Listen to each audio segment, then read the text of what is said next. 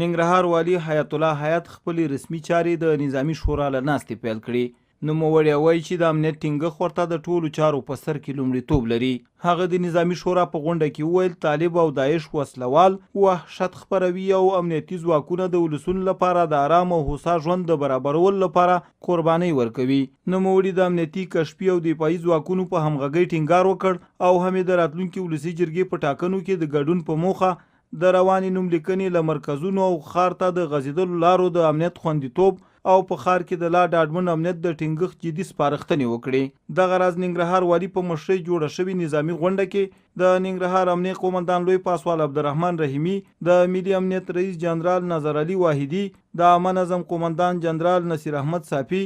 د سرحدي لیوا قومندان جنرال محمد ایوب حسینخیل، د ملي اردو د څلورمې پل لیوا قومندان جنرال محمد نسیم سنگین، د همغږۍ قومندان فقیر محمد غونډیوال په جلا جلا توګه د جلال آباد ښار او ولسوالۍ د امنیتي وضعیت په اړه